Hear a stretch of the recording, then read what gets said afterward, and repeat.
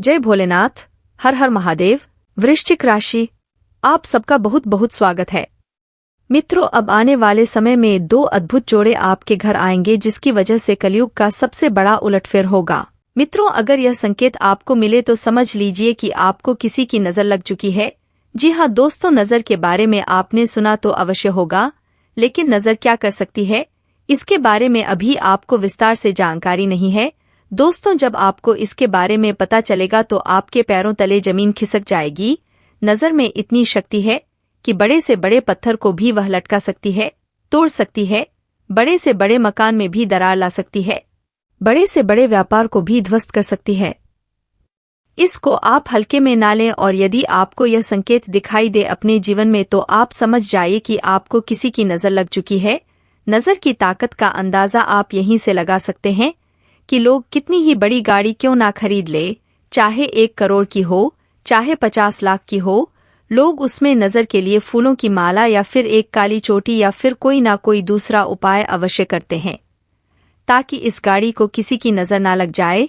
यही हाल बड़े बड़े मकान का भी होता है और बड़े बड़े उद्योग धंधों का भी होता है, जहां नजर से बचाव के लिए लोग तरह तरह के उपाय करते रहते हैं।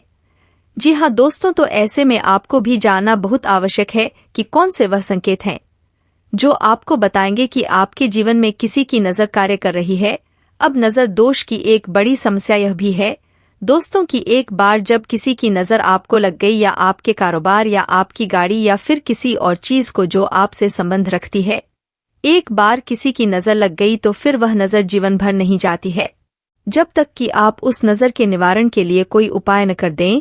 नजर दोष की सबसे बड़ी समस्या यही है। देखा तो ऐसा भी गया है कि जिस इंसान पर नजर लग जाती है, उस इंसान की बुद्धि पूर्ण रूप से निष्क्रिय हो जाती है।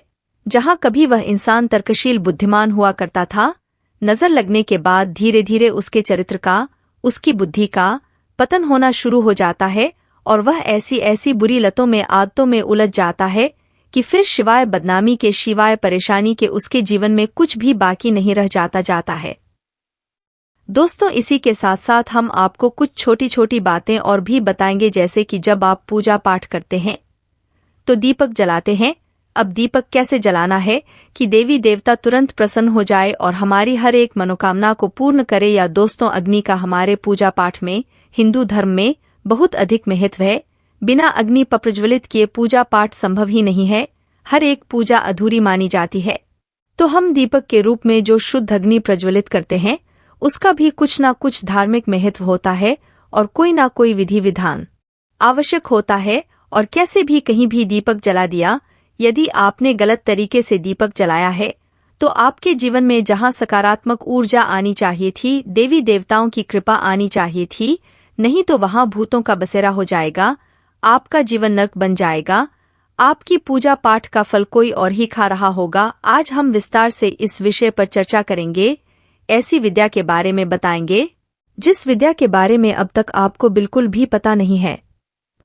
दोस्तों, आपने अक्सर यह सुना होगा कि हर इंसान के मुख पर या जबान पर एक बार सरस्वती का वास अवश्य होता है। या दोस्तों, अपने घर के बड़े बुजुर्गों को ऐसे कहते सुना होगा, अरे सोच समझ कर बोलो, पता नहीं कब सरस्वती जुबान पर बैठ जाएगी। दोस्तों, एक बार सरस्वती जबान पर बैठती है तो वह इंसान जो भी कुछ कहता है वह सत्य हो जाता है। अर्थ हो, अनर्थ हो, कोई फर्क नहीं पड़ता है। तो क्या कोई ऐसी विद्या है जिससे हम जानबूझकर सरस्वती को अपनी जुबान पर बैठा सके? यदि अगर हम ऐसा करने में सक्षम हो गए तो कितना बड़ा चमत्कार हो सकता है। दोस्तों, आप बोलेंगे कि हमारा धंधा इतना बड़ा हो जाए कि हम करोड़पति हो जाए, और आपका धंधा बड़ा हो जाएगा, आप करोड़पति हो जाएंगे। कितनी अच्छी बात है। तो इतनी बड़ी गुप्त विद्या जिससे आप अब तक अनजान थे, आज हम आपको उस विद्या के बारे में बताने जा रहे हैं। दोस्तों, यकीन मानिए कि इस विद्या का लाभ स्वयं हमने भी अपने जीवन में महसूस किया है। ऐसी वस्तुएं, ऐसी ऐसी परिस्थितियां हमारे जीवन में आ गई थी जिनके लिए हमने मंत्र बोला था और हमारे जीवन में वह उपस्थित हो गई जिनका हो पाना लगभग असंभव था, लेकिन वह घटनाएं भी हो गई। केवल बोलने मात्र से हमारे शास्त्रों में इस विषय पर चर्चा है। पूर्ण रूप से इस विषय पर विस्तार से बताया गया है, लेकिन हर जगह इस बारे में लोग बात नहीं करते हैं। शायद लोगों को पता नहीं है, और जिनको पता है वह अपने गुप्त रहस्य किसी को बताना नहीं चाहते हैं तो यह वीडियो बहुत खास है, जानकारी से भरपूर है। जो अपने जीवन में कुछ करना चाहते हैं, अपने जीवन का विकास करना चाहते हैं, तरक्की करना चाहते हैं, ऐसे लोग इस वीडियो को पूरा देखना चाहिए। और जिन लोगों को केवल टाइम पास चाहिए, हंसी मजाक के लिए देखते हैं वीडियो, वो इस वीडियो को छोड़कर जा सकते हैं। दोस्तों, हमें ऐसे लोगों की तलाश है जो कुछ करना चाहते हैं, जिनके अंदर कर्म की शक्ति है, जिनके अंदर ज्ञान की भूख है, क्योंकि जीवन उसी का बदलता है जो कुछ करता है। सिर्फ ज्ञान ले लेने से, बातें सुन लेने से परिवर्तन नहीं आ जाते। दोस्तों, आपने वह श्लोक तो सुना ही होगा, पुस्तक प्रिय विद्या पर हस्त कम धनम कार्यकाल समुत्पन्न नशा। विद्यार्थी यानी कि विद्या चाहे कितनी ही अच्छी हो, अगर वह पुस्तक आपने नहीं पढ़ी है तो आपको उस विद्या का कोई लाभ नहीं होगा। धन चाहे कितना ही हो, लेकिन आपके हाथ में नहीं है, कहीं और अपने दे रखा है, तो वह आपके किसी काम का नहीं है। क्योंकि जब समय आएगा तब आपके काम ना तो ज्ञान आएगा और ना ही धन आएगा। उसी प्रकार यदि आप ज्ञान को हासिल भी कर लेते हैं और काम नहीं करते हैं, तब भी वह ज्ञान बिल्कुल बेकार है, पुस्तक में बंद विद्या के समान है। जो है तो लेकिन उसका कोई महत्व नहीं है, उसकी कोई उपयोगिता नहीं है। दोस्तों, तो चलिए वीडियो में आगे बढ़ते हैं और आपको बताते हैं आपको कैसे पता लगेगा कि नज़र आपको लग चुकी है, आपके काम को, आपके उद्योग धंधों को, आपके घर को नज़र लग गई है। और नज़र निवारण कैसे करना है, इसका भी हम आपको पुख्ता इंतजाम बताएंगे। वीडियो की शुरुआत करते हैं, लेकिन आपसे निवेदन है कि कमेंट पूरे भक्ति भाव के साथ जय मां भद्रकाली अवश्य लिखें। माता का सीधा आशीर्वाद और प्रेम आपको प्राप्त होगा। तो चलिए आगे बढ़ते हैं और बताते हैं कौन से हैं वह 7 संकेत। शुरुआत करते हैं व्यापार स्थल से, क्योंकि व्यापार जहां से पैसा उत्पन्न होता है वह हर इंसान के लिए बेहद महत्वपूर्ण है। क्योंकि जीवन में यदि धन नहीं रहता तो जीवन जीवन के समान नहीं रहता, सिर्फ एक नरक की भट्टी के समान इंसान पूरे परिवार के साथ उस भट्टी में जलता रहता। तो सबसे पहले बात करेंगे व्यापार की। व्यापार को नजर लग जाए तो क्या होता है। मानकर चलते हैं कि आपने कोई व्यापार शुरू किया या फिर आप पुराना कोई व्यापार करते चले आ रहे हैं और आपकी आमदनी रोज की 2000 थी, लेकिन कुछ समय के बाद हुआ यह है कि आपकी आमदनी धीरे धीरे कम होने लगी। ग्राहक आपकी दुकान पर आने धीरे धीरे कम होने लगे। पहले जहां 20 ग्राहक आते थे, अब वही आपके पास 10 हुए, फिर 5 हुए, फिर 2। आपकी आमदनी भी 2000 से 1500 हुई, 1200 हुई, फिर 1000, यानी कि आपकी आमदनी गिरती चली जा रही है। आप पूरा प्रयास कर रहे हैं, अपना पूरा दिमाग लगा रहे हैं, पूरी मेहनत कर रहे हैं, लेकिन आपके व्यापार में बरकत नहीं हो पा रही है। दूसरा यह है कि आपका जो पैसा व्यापार के माध्यम से आ रहा था, वह पैसा भी आपको फलित नहीं हो रहा है, वह पैसा भी आप उपयोग नहीं कर पा रहे हैं। गलत जगह पर खर्च हो जाता है, बीमारी आदि में चला जाता है, या फिर किसी ऐसी जगह चला जाता है जहां पर जाना नहीं चाहिए, यानी कि फिजूल खर्ची में। फिर ऐसे में आपको समझ जाना चाहिए कि आपके व्यापार में नजर लग गई है। अब नजर कैसे लगती है? यह बहुत साधारण सी घटना है कि कोई इंसान आपसे मिलने आया, आपने उसे अपने व्यापार के बारे में बताया, अपनी आमदनी के बारे में बताया। अब वह इंसान आपके व्यापार को देखा है और देखते ही मन में यही सोचता है, कितना अच्छा व्यापार है, कितना अच्छा बिजनेस है, काश ऐसा बिजनेस मेरा होता, भगवान ने इसे इतना अच्छा बिजनेस क्यों दे दिया। अब उसमें जो नकारात्मक ऊर्जा उत्पन्न हो रही है, अब वह नकारात्मक ऊर्जा आपके जीवन में किस प्रकार प्रभाव डालेगी? आपके 2 ग्रहों की ऊर्जा को प्रभावित करेगी। पहले मंगल, दूसरा राहु। दोस्तों, जब मंगल और राहु से उत्पन्न होने वाली ऊर्जा प्रदूषित हो जाती है, नकारात्मकता हो जाती है, तो इसे नजर लग जाना कहते हैं। जी हाँ दोस्तों, आपके धंधे को नजर लग गई है। अब आपका धंधा पनपेगा नहीं, आप कितनी ही ताकत लगा लीजिए, अब आपका धंधा डूबेगा और आपको बर्बाद करके ही जाएगा। तो ऐसे में बेहतर यह है कि आप कोई उपाय करें। तो काम धंधे में बरकत के लिए, नजर से रक्षा के लिए, नजर जो लगी है उसे हटाना है और नजर से रक्षा भी करनी है कि दोबारा किसी की नजर ना लगे। तो क्या करना है? सबसे पहले काम यह करना है कि दोस्तों, यदि आपको लगता है कि नजर लग चुकी है तो क्या करना है? आपको अपने दुकान के दरवाजे पर दाहिने और बाएं दोनों तरफ शाम के समय थोड़ा सा अनाज रखना है और उस अनाज के ऊपर गाय के घी का एक दीपक जलाना है और उस दीपक में थोड़ा सा कपूर डाल देना है। सैनिक कपूर डाल देना। दोस्तों, यह क्रिया आपको लगभग 7 दिनों तक करनी है। शाम के समय थोड़ा सा अनाज रखिए, उस अनाज के ऊपर दीपक रखिए और दीपक में भी कपूर डाल दीजिए। दीपक दरवाजे के नीचे जलाना चाहिए। यह दिशा पूर्व होनी चाहिए, उत्तर पूर्व होनी चाहिए या फिर उत्तर दिशा होनी चाहिए। इसके अलावा कोई और दिशा काम नहीं करेगी। दोस्तों, अब दूसरा कार्य आपको क्या करना है कि आपको काले रंग के कपड़े में थोड़ी सी फिटकरी बांधनी है।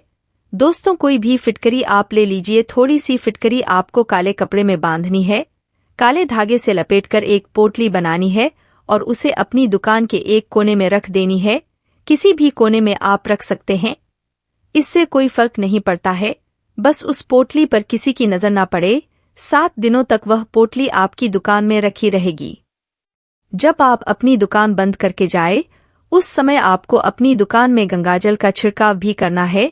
दोस्तों, 7 दिन का ही उपाय रहेगा। इसी के साथ साथ दोस्तों, जब आप अपनी दुकान बंद करके जा रहे हो, उससे ठीक पहले अपनी दुकान में एक कटोरी ले और उस कटोरी में थोड़ा सा कपूर और लोबान प्रज्वलित करें।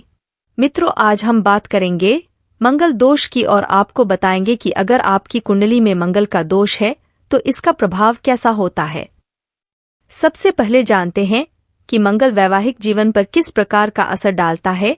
देखिए, अन्य चीजों के अलावा मंगल भावनाओं का स्वामी भी होता है, इसलिए वैवाहिक जीवन की हर भावना को प्रभावित करता है।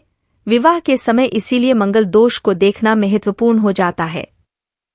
मंगल जब कुंडली के कुछ विशेष खानों में भावों में बैठता है तो मंगल दोष होता है। प्रथम भाव में, चतुर्थ में, सप्तम में, अष्टम में और द्वादश में। ऐसा मानते हैं लोग कि मंगली व्यक्ति का विवाह मंगली व्यक्ति से ही करना चाहिए, नहीं तो वैवाहिक जीवन में बड़ी समस्याएं आ सकती हैं। कभी कभी यह भी कहा जाता है कि अगर एक की कुंडली में मंगल दोष है और दूसरे में नहीं है, तो जिनकी कुंडली में नहीं है उसकी मृत्यु भी हो सकती है। अब यह जानते हैं कि मंगल दोष का वैवाहिक जीवन पर वास्तव में क्या असर पड़ता है। देखिए, मंगल जो है वह एक क्रूर ग्रह है, इसलिए विवाह पर इसका प्रभाव पड़ना एक समस्या देता है। जिस कुंडली में मंगल दोष होता है वहां पर विवाह के मामले में सावधानी रखनी चाहिए। मंगल दोष में भी लग्न और अष्टम भाव का मंगल दोष ज्यादा गंभीर होता है। अगर मंगल दोष केवल एक व्यक्ति की कुंडली में है तो दूसरे व्यक्ति की कुंडली से उसका तालमेल काफी खराब हो सकता है। मंगल दोष के साथ अगर शनि का संबंध है तब जाकर के दूसरे पक्षकार की मृत्यु की संभावना बनती है, समानता नहीं बनती है।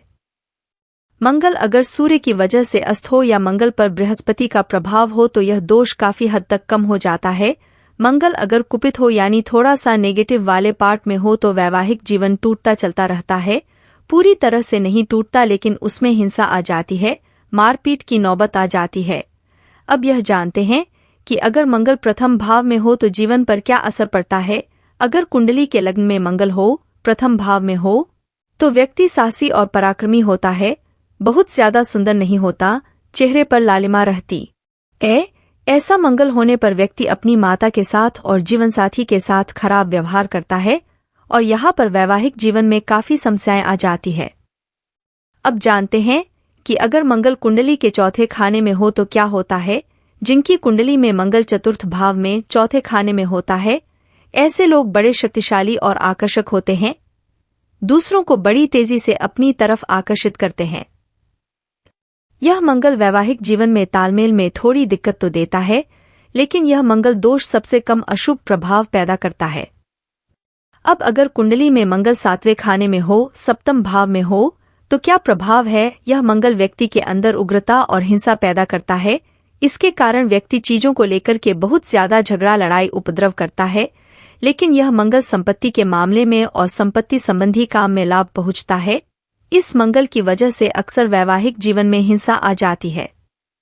अब अगर मंगल अष्टम भाव में हो, देखिए, अगर मंगल अष्टम भाव में होगा तो यह वाणी और स्वभाव को खराब करेगा। इसके कारण वैवाहिक जीवन में अकेलापन पैदा होगा। कभी कभी पाइल्स की और त्वचा की समस्या भी हो जाती है। ऐसा मंगल वैवाहिक जीवन में दुर्घटनाओं का या अलगाव का कारण बन जाता है। अब अगर मंगल कुंडली के 12वें खाने में हो तो क्या होगा। यह मंगल सुख और विलास की इच्छा को भड़कता है। ऐसे लोग किसी भी चीज से संतुष्ट नहीं होते। यह मंगल वैवाहिक जीवन में और रिश्तों में अहंकार की समस्या देता है। यह मंगल भी सामान्य नकारात्मक होता है, बहुत ज्यादा नकारात्मक नहीं होता। अब जान लेते हैं क्या है आज की सलाह। मंगल दोष की शांति के लिए पेड़ से विवाह मत करवाइए। यह सब मूर्खता मत करिए। पेड़ से घड़े से विवाह करवाने से बेहतर होगा कि 2 अलग अलग मुहूर्त में उसी शादी को आप 2 बार करवा लीजिए, तो इसका नकारात्मक प्रभाव समाप्त हो जाएगा।